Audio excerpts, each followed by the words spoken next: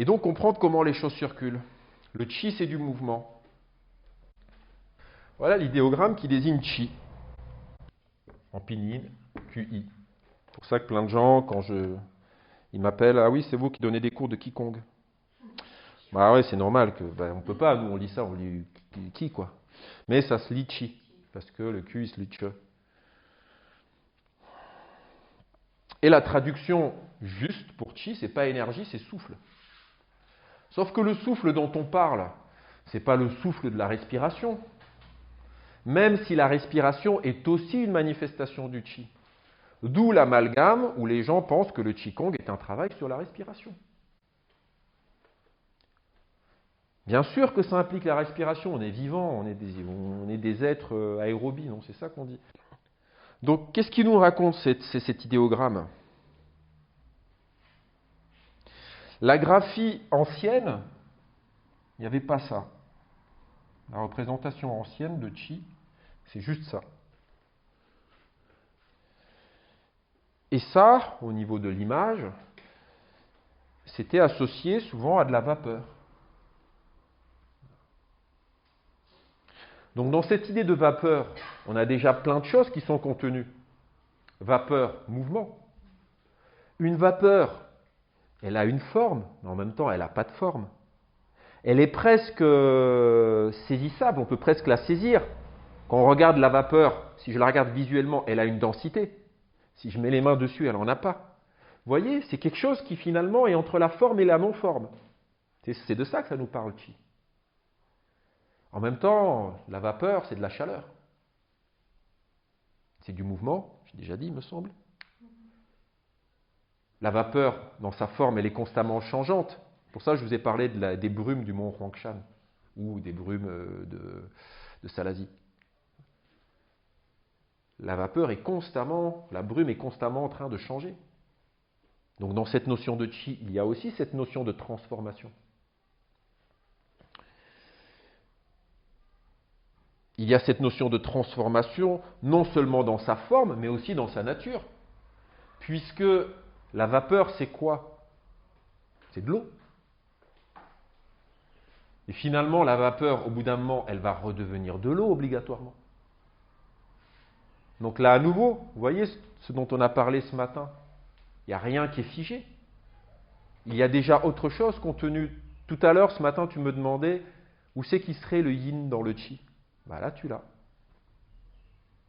La vapeur, c'est de l'eau. Elle va monter, mais elle va bien finir par redescendre à un moment, quand elle va se refroidir. Les nuages, quoi. Donc, elle est contenue là, dans sa potentialité. Et puis, avec le temps, je ne saurais vous dire quand, on a rajouté cet élément-là. Et cet élément-là, on dit c'est des céréales. C'est des céréales.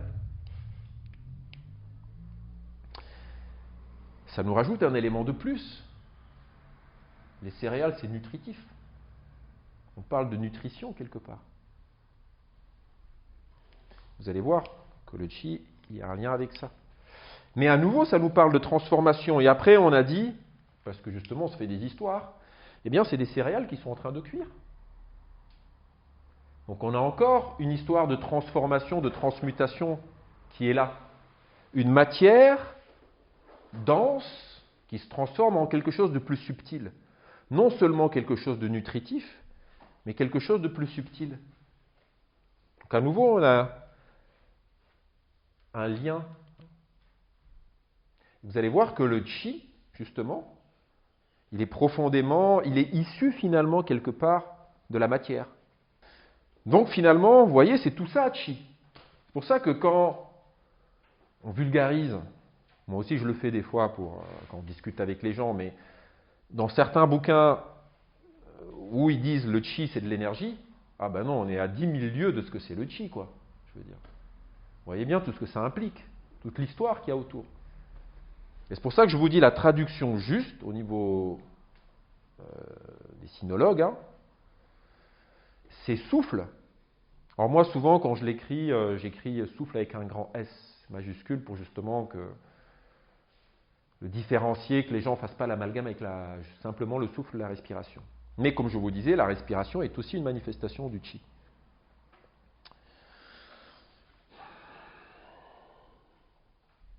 Cette notion de chi, vous voyez dedans, il y a cette histoire de mouvement, de changement, et je vous disais, pour comprendre la pensée chinoise, il est essentiel de comprendre qu'elle est vraiment axée sur ces notions de changement, de mouvement, de transformation, que rien n'est jamais figé, la seule chose qui ne change jamais, c'est que tout change tout le temps, etc.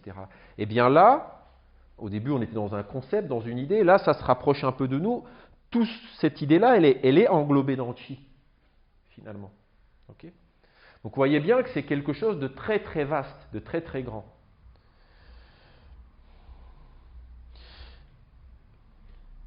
Le souffle,